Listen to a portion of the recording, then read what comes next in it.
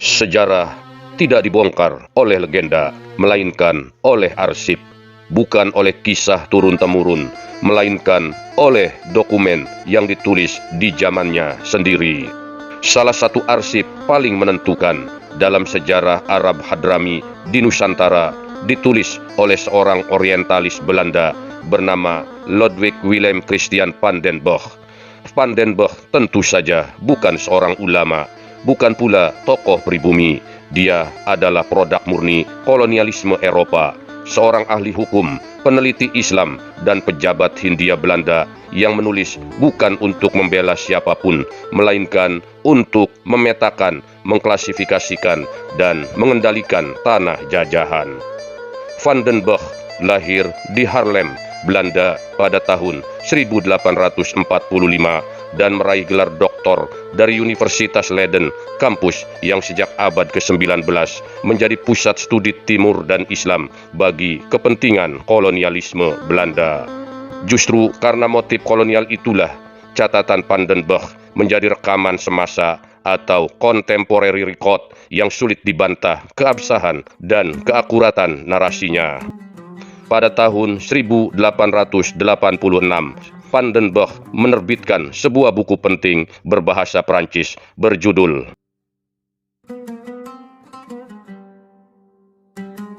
Buku ini ditulis ketika koloni Arab Hadrami, tentu klan Ba'alawi berada di dalamnya, baru beberapa dekade tumbuh di Nusantara atau Hindia Belanda pada masa itu. Belum ada mitologi besar, belum ada glorifikasi nasab, juga pastinya belum ada klaim-klaim heroik yang membumbung tinggi seperti yang terjadi saat ini. Yang ada hanyalah data. Lebih dari seabad kemudian, buku karya Van den Bosch tersebut diterjemahkan ke dalam bahasa Indonesia oleh Rahayu Hidayat dengan judul Hadramaut dan Koloni Arab di Indonesia, diterbitkan oleh Indonesian Netherlands Corporation in Islamic Studies pada tahun 1989. Cetakan ini diberi kata pengantar oleh Karel Adrian Steenbrink, akademisi Belanda yang dikenal luas dalam kajian Islam Indonesia. Disinilah masalah besar itu muncul. Dalam salah satu bagian bukunya, Van den Bosch mencatat secara rinci silsilah dan aktivitas keluarga bin Yahya, catatan yang hari ini justru berseberangan dengan klaim-klaim sejarah yang beredar. Mari kita tarik satu nama yang selama beberapa waktu menjadi polemik nasional, yakni Kanjeng Raden Tumenggung atau KRT Sumo Diningrat. Sejarah Mataram mencatatnya sebagai seorang tokoh militer Keraton Yogyakarta, panglima penting dalam peristiwa Geger Sepoy tahun 1812. Sosok yang dikenal pula dengan julukan Singo Barong, penjaga martabat keraton yang gugur melawan pasukan Inggris. Dalam beberapa tahun terakhir ini, muncul klaim dari kubu Lutfi bin Yahya bahwa KRT Sumo Diningrat bukanlah bangsawan Jawa, melainkan seorang Habib klan Ba'alawi bernama lengkap Habib Hasan bin Toha bin Yahya. Klaim ini disampaikan oleh Lutfi bin Yahya yang bahkan juga menyebutnya bahwa Habib Hasan ini juga dikenal sebagai Mbah Singa Barong dengan makam di Lemper Kidul, Semarang, Jawa Tengah. Masalahnya bertambah serius karena makam KRT Sumo Diningrat secara historis dan kultural berada di jejeran Bantul, Yogyakarta. Pihak keluarga KRT Sumo Diningrat menolak klaim tersebut secara tegas. Mereka menyatakan bahwa pahlawan yang gugur pada tahun 1812 itu bukan bagian dari klan Habib Ba'alawi. Untuk meredam polemik sejarah ini, Universitas Negeri Yogyakarta menggelar seminar nasional KRT Sumo Diningrat dengan tema Identitas, Sejarah, dan Kiprah KRT Sumo Diningrat. Seminar yang digelar pada tanggal 6 November tahun 2025 lalu itu dihadiri oleh sejarawan dan wakil dari pihak Keraton Yogyakarta. Ironisnya, meskipun diundang sebagai narasumber, Lutfi bin Yahya tidak hadir. Bak kata pepatah, kebenaran selalu mencari jalannya sendiri. Disinilah arsip kolonial berbicara dengan suara lebih lantang dan gamblang. Berikut kutipan langsung perkataan Van den Broek dalam buku Hadramaut dan Koloni Arab di Indonesia halaman 147. Seorang anggota keluarga bin Yahya, yaitu Tahir, tiba di Pulau Pinang juga pada awal abad ini.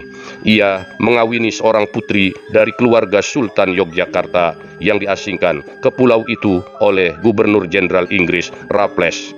Ia datang ke Jawa setelah Sultan kembali dari pengasingan dan menetap di Semarang. Dua di antara putranya tinggal di Arab, namun yang ketiga, Ahmad, dikira orang Jawa dan bekerja sebagai sukarelawan di pasukan kavaleri Belanda dengan nama Raden Sumodirjo. Ia turut dalam Perang Jawa dan setelah perdamaian pada tahun 1830, ia meninggalkan angkatan bersenjata sebagai pensiunan marsekal. Maka ia kembali mengenakan pakaian Arabnya dan menetap di Pekalongan. Ia kawin dengan anak seorang Arab dari keluarga Ba'abud. Anaknya Salih mengaku orang Jawa juga dan bekerja sebagai pegawai sipil pemerintah Belanda dengan nama Raden Sumodiputro. Catatan Van den Broek itu sangat jelas, tidak ambigu, tidak simbolik, dan sangat jauh dari nuansa mistis. Dan yang paling penting, nama keluarga bin Yahya di sini bukanlah Raden Sumodiningrat, melainkan Raden Sumodirjo. Ini bukan catatan propaganda pribumi, ini bukan cerita lisan atau kisah turun-temurun. Ini adalah laporan administratif kolonial yang ditulis untuk kepentingan pengawasan. Maka pertanyaannya adalah, jika arsip kolonial menyebut keluarga bin Yahya berada di barisan Belanda, bekerja sebagai tentara, dan seusai perang di Ponorogo pensiun dengan pangkat marsekal, kemudian anaknya menjadi pegawai kolonial. Lalu siapakah sebenarnya yang sedang direkayasa dalam narasi hari ini? Klaim nasab dan sejarah kepahlawanan dari keluarga bin Yahya dibangun bukan dari sejarah, melainkan dari kebutuhan legitimasi yang tentu saja berbasis dusta dan kepalsuan.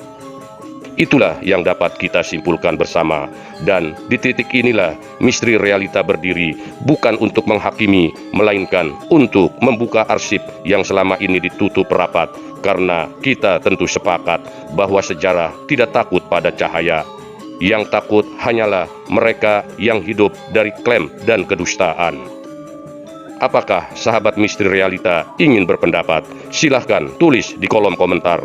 Berikan like dan subscribe. Terima kasih sudah menonton. Sampai jumpa. Wassalamualaikum warahmatullahi wabarakatuh.